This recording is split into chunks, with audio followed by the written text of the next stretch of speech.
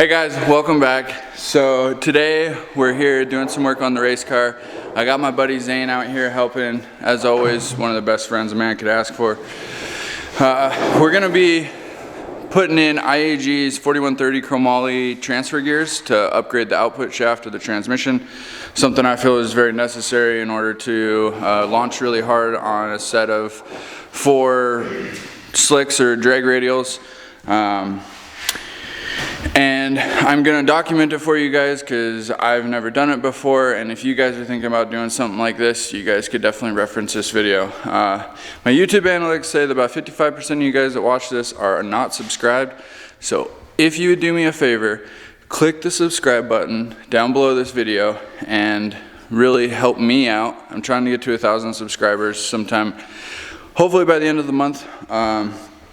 If not, well, we'll keep trying. But it's only gonna happen with your guys' help. So other than that, drop a like down below, leave a comment, and if you do like this video, share this with a couple of your buddies. So with further ado, let's just go ahead and get into it.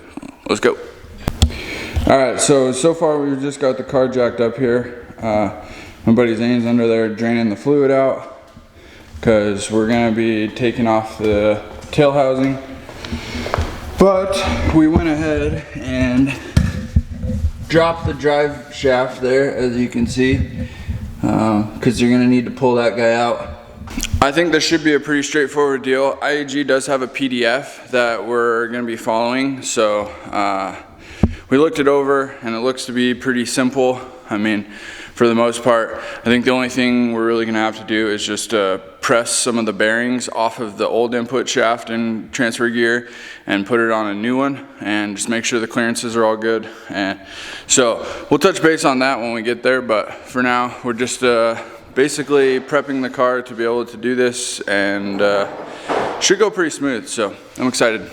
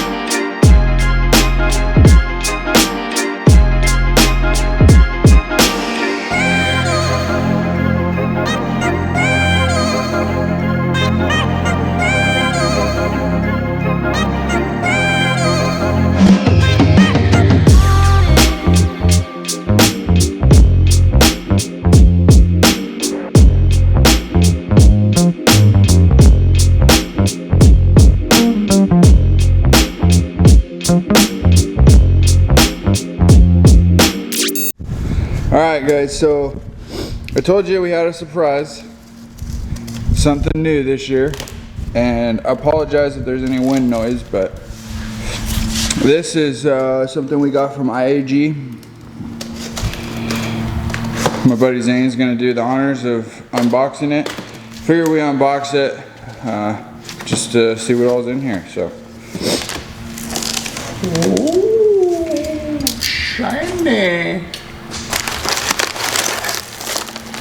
One oil pump. What is that? The oil pump. Okay. I think that's a 12mm JDM oil pump. Oh, what else?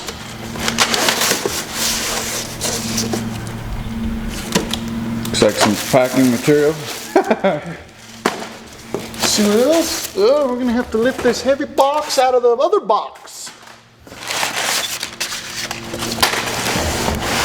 Oh, hold on, what's that? That's what I'm doing.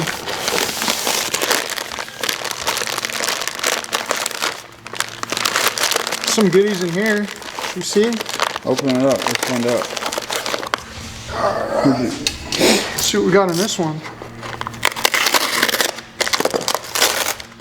Oh, is that a 14 millis? Oh, look at these bad chickens.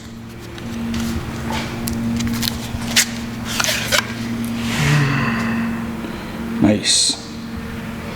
These things are freaking massive, dude. What the hell? Even labeled IEG on the head from ARP. Huh. Mad, dude. Like I said, IEG is the only one that runs 14mm head studs. So.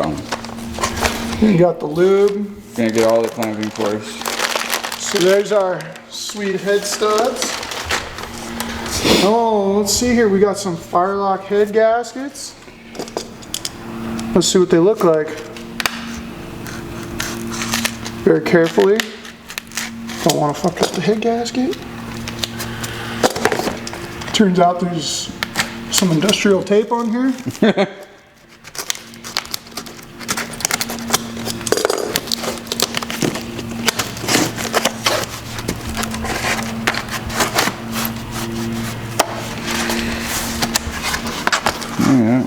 There we go. They look just like the other ones, dude.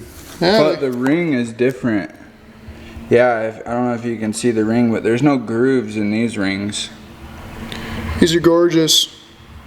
So this is IAG's Firelock technology, where they actually have like a groove machined in the surface of the block or the cylinder sleeve there. To accept the fire ring here. Yeah, so the ring actually sits down in the block versus an Athena, a regular Athena gasket, which still the same gasket, but a Cooper fire ring, which is what we ran before, it just sits on top and then it's got grooves that bite into the head. But if you look closely here, these rings are much thicker, and that's what's going to sit down in the block. Oh, I see what you're looking at. Yeah, so they're bigger to accept that amount of movement, but provide the same thickness in between the block and the head. Correct. Very, you know, I think that derived what from like diesel technology. Yes, yes it did. Yeah. For high horsepower diesel engines. It's crazy to think that, you know, putting that kind of technology on a Subaru, but when you're talking about 60 pounds of boost, you know, that's a lot of forced induction.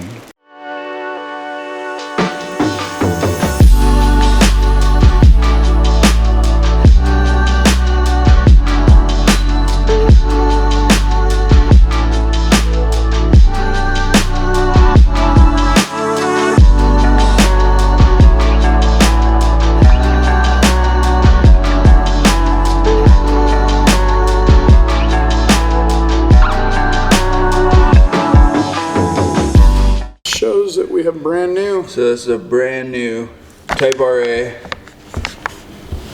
706 casting, and then you got IAG's serial number, which is 9670, which I think this block is only about 3 months old or something.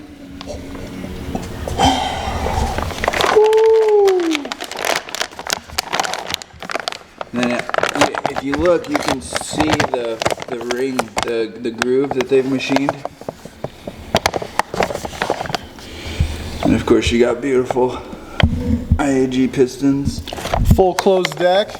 Yeah, so IAG does this, it's used for a 1/2-inch ratchet, but this is a machined threaded piece that you'll put in after, or basically like if you were to put take the case halves apart or something, you'd have to pull that out and then you'd put it back in. And they do that to obviously provide a little bit more strength. But again, you know, all this stuff is top of the line, and don't know if there's anything better than this. Besides a billet block, right? But what's the cost effectiveness over a stage 4 extreme versus a billet block is, billet block's like what, double?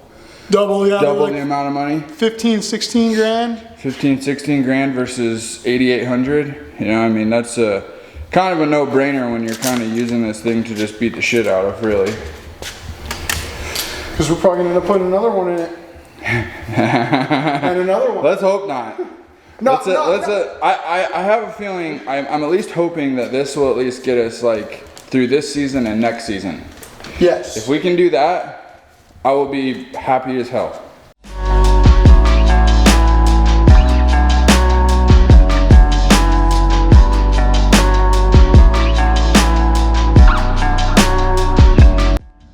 All right, Zane, you want to tell these fine people what is going on right now? Well, we're under here getting ready to pull this brace out to do our transfer gears, and we noticed that our Torque Solutions mount has lost a stud. It's broke clean off, you can see here. And then look up here, the transmission cross member had a bolt come loose. So apparently this last drag season wasn't as easy on the car as we thought. Is that like space in between there? Oh yeah, I can put my hand up in between it. I can push the transmission up even. Oh my gosh. So that's what that loud bang was. Well. Oh, great. Break, fix, repeat. Okay guys, so it is true, launching your Subaru will cause damage. Broken transmission mount. Bolt. And the other bolt just is gone. Yeah, it just looks like it's still threaded in there though, right? Yeah, there's no broken bolt off in there. It just straight up must have just worked itself out from all the vibration. Okay, that makes sense. Well, I don't have one of those bolts. Maybe I do. I don't know. Oh, if not, we got a Subaru dealer. I hate giving them my money. It's like a weekly occurrence anymore. Yeah, but they're always really good to us. They are. Our local Subaru shop our local Subaru parts dealer is like amazing. The dealership sucks, but the parts department is amazing. Yeah, they're good people. Okay, well, other than that, looks like we got the driveline out, yeah? Yep. And so we're basically just trying to figure out how we can drop the tail housing here. We don't want to pull out the entire transmission if we don't have to. So we're gonna do a little bit of evaluating, and looks like we'll get back to you guys. But make sure your fluid's drained before you do this, or else you will have a massive leak out the tail housing. Yeah. Luckily, you can only do this mod if you have a drive shaft shop or I think it's a PST carbon fiber drive shaft, because it needs to be able to accept the new yoke for the new spline of the output shaft. So. Yeah, so stock drivelines don't necessarily work for this. They recommend a one-piece driveline. It doesn't necessarily have to be the carbon driveline. It could be drive shop shafts. Other driveline they build, they have a lower level one that's not a carbon driveline, and they work as well. One. Yeah. Yeah, it has to be one of those two brands though, I think, just because of the yoke design. So we'll show you when we get there, but yeah, figured we'd update you with a little bit of carnage. All right. It's cool. We're gonna have to unplug the electrical connector of the LSD as well. I'm pretty sure we're gonna have to pull the linkage, the mount, and basically everything that you see right here, just in order to be able to get to the bolts on top.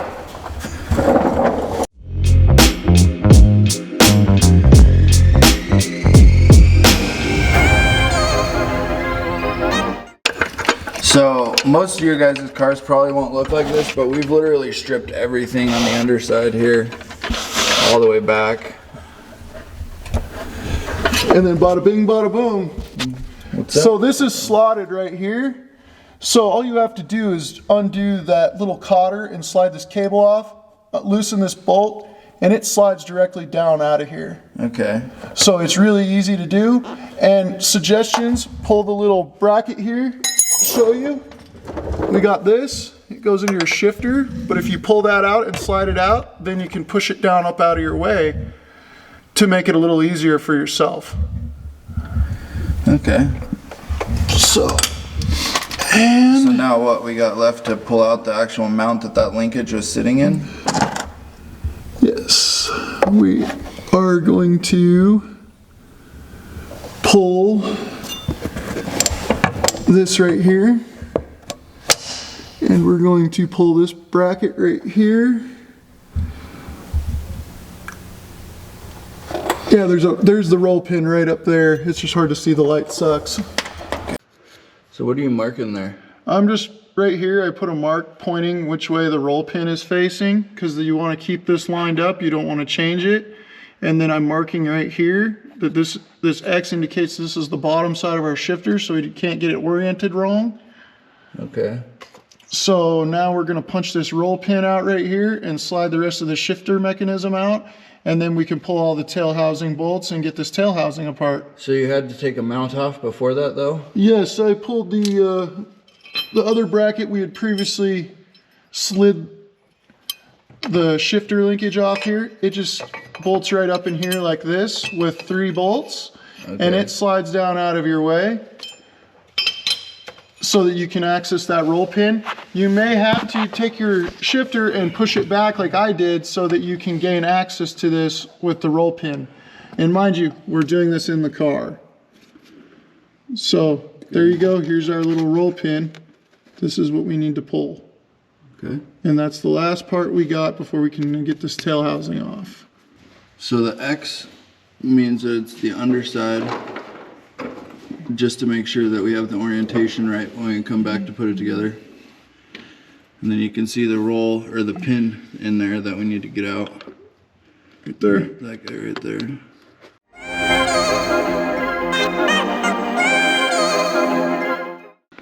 So we pulled off this shifter linkage because it's kind of in the way of actually getting the tail shaft out there. We had to go get a tool in order to get this Roll pin out. the roll pin out. That's right there. You need an actual like roll pin punch And a man hammer. and a man hammer, he says. So now we have a hole in there, and it looks like he's starting to do the bell house or the tail housing stuff. Oh, that was I tight. wonder if there's a torque spec on those things. There is. There definitely is.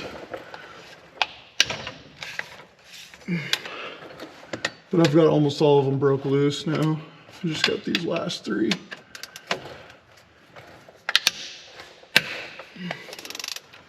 What's this wire we don't need? What is that one? It's for the old O2 sensor. Oh, yeah. I'm being a smart ass. Yeah, don't need that no more. Nope, she's void now.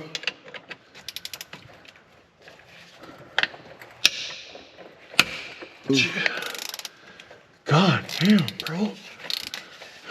Was there some up on the top or something? Yeah, I already got them broke loose.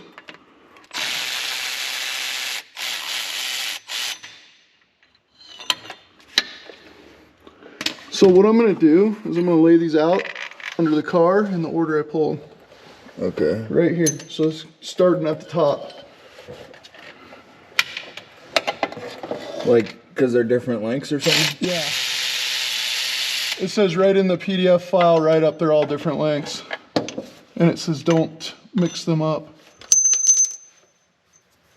And you can throw them at Damien if you want though. Yeah.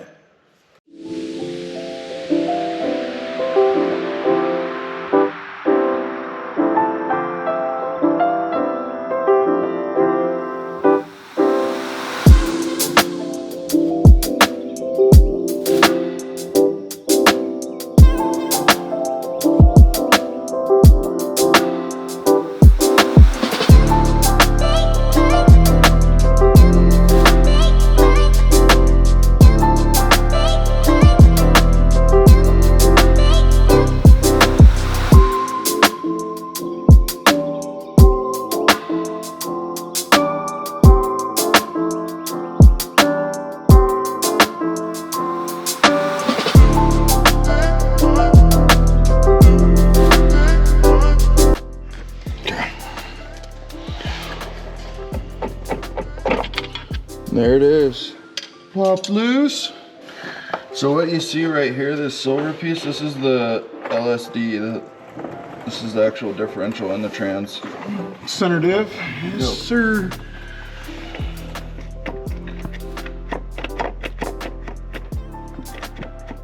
Just make sure it doesn't fall out. Yeah. It's almost there. Gotta be close. Holy shit, she's close. I got it. I got her. You got the diff too? It's gotta come straight back and down, right? Yeah. Okay. Okay, we're good now. I just gotta unplug this because we're gonna have to pull this out and inspect now that we found broken stuff. Yeah, it looks like we got some broken needle bearings, which is great.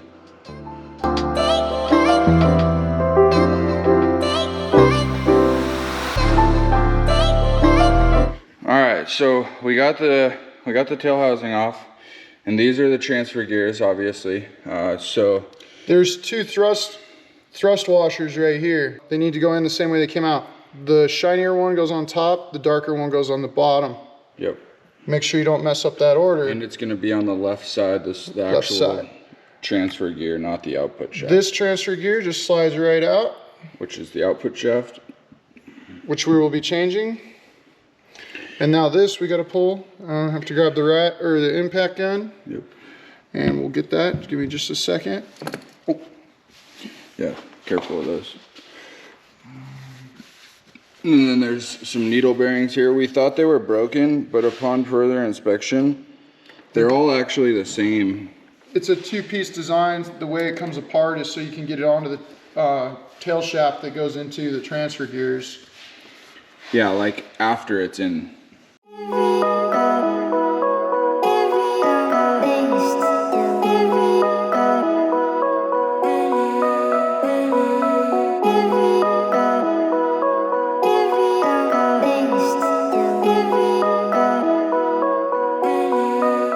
So at this point, right, we've basically just got it all cleaned out, did some inspecting. Trying to make sure nothing's broken, damaged, or gnarled. Yeah, all the gears look like they've held up pretty darn well. You know, we looked at all the teeth and everything, and looked at all the bearings for any pitting or garring or galling or anything like that. No hang-ups, no nothing. Everything feels smooth still. Yep. We're actually honestly surprised these transfer gears held up to that much power for a whole season. I mean, that's crazy. Yeah, we were cutting some pretty gnarly 60 foots, so it's definitely taking some load. There's no doubt about that. Subaru, you build one heck of a 6-speed. And when people say a 6-speed isn't good, bullshit. Bullshit. If you can drive it right and you actually know how to drive it right, the thing is beefy. I mean, look at the thickness of these gears. So basically at this point, we're gonna press the bearings off. These two? We need to get this one and this one. Yep, both of those need to be pressed off. So that We're one gonna and that one. grab the bearing splitter and go over to the press. Yep, and I got the new box of the new stuff. Should we check it out? Sure, why not? Some more unboxing. We like unboxing. Oh, now this is the ticket here. So, for comparison, they look the same, They look the same. but they are not the same. The gear is still a helical style gear, but look at the splines and the length and the thickness. So if you compare 1 to 1 as far as thickness goes, like side to side. And you can also see here, if Here, you look. I'll do this. How about? Oh, I was trying to point something else out. So you can see that it's actually smaller. So not only are we increasing the size of the output shaft, this is a hardened setup. And if you notice, if you hold both of these gears next to each other and take a quick peek here, we can see clearly that the teeth are much thicker and look like they are going to hold up tenfold better. Yeah, the shaping of them is actually thicker. So we got to put this bearing here, and then we got to put that bearing here. So we're going to get to it. Yep. And then other than that, we'll have to pop off this pop clip, pull this guy off, and put it on the other one, and bolt it back in. And here's our other new beefy one. This is not really a whole lot of difference. No. You can see though here, these guys are actually larger than those Yeah, guys. the teeth are just beefier again on the gear and here, and this is a hardened set. So this is all 4130 Chromoly.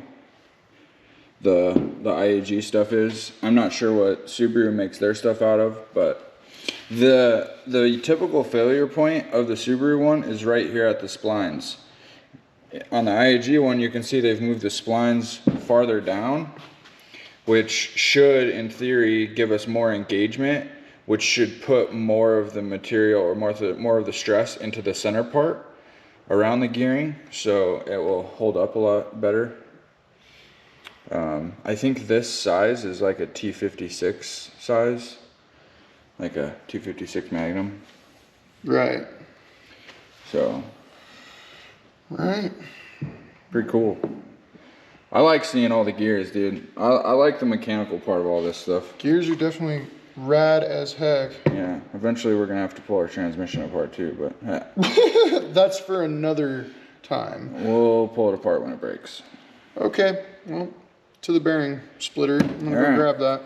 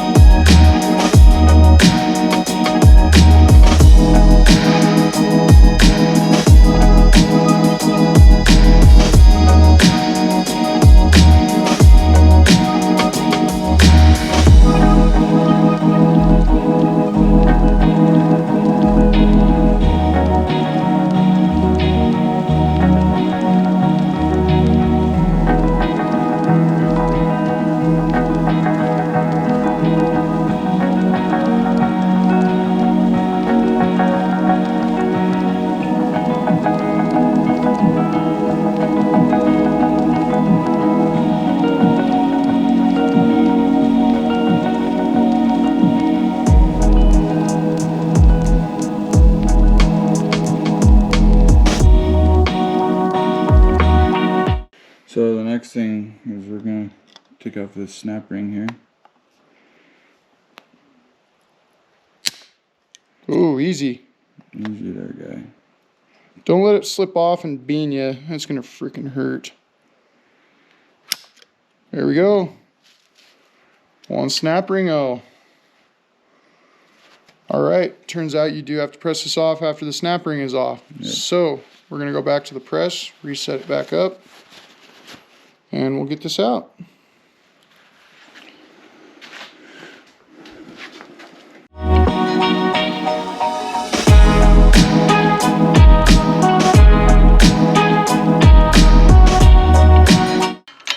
Yep, turns out you sure do gotta press that thing off.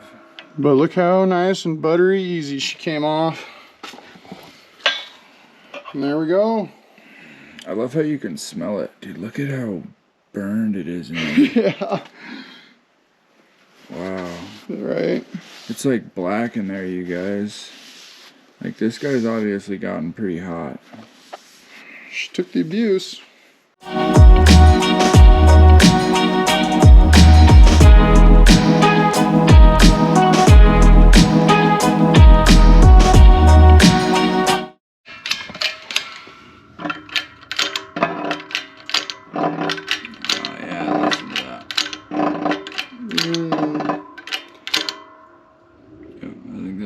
She's in. That's a wrap. Where do you set that snap ring? Right here.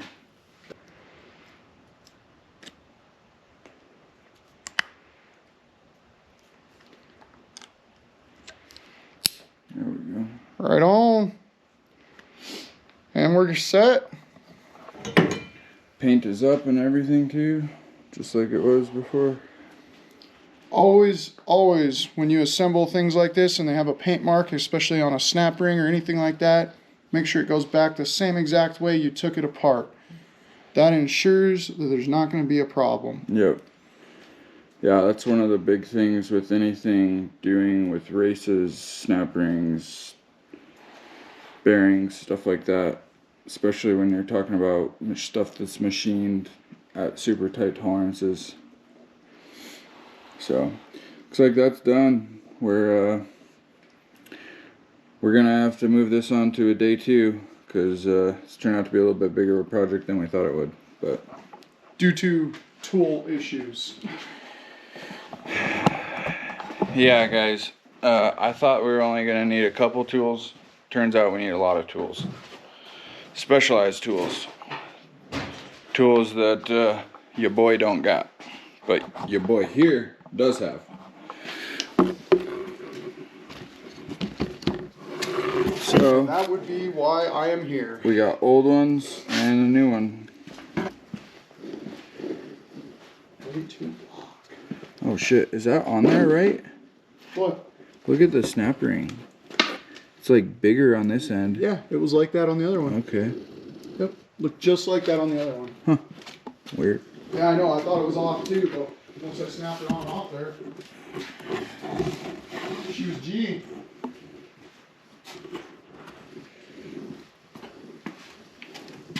Are you happy we got that done now? Yeah, dude. This is A big milestone. yeah, we should have done this last season, but We didn't, and it somehow survived. yeah. I still am in shock.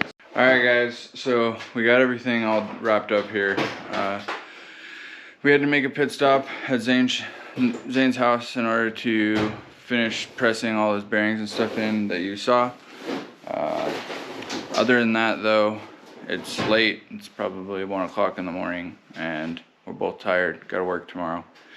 And we'll go ahead and reconvene this probably tomorrow or the next day, who knows. But yeah, stay tuned. We will finish this all up and it'll be worth it. So And if you didn't notice, in the background, we are very race car oriented. We got a GDR, and then another soon to be done pretty sweet STI.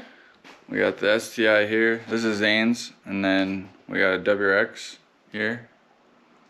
So we do fun stuff.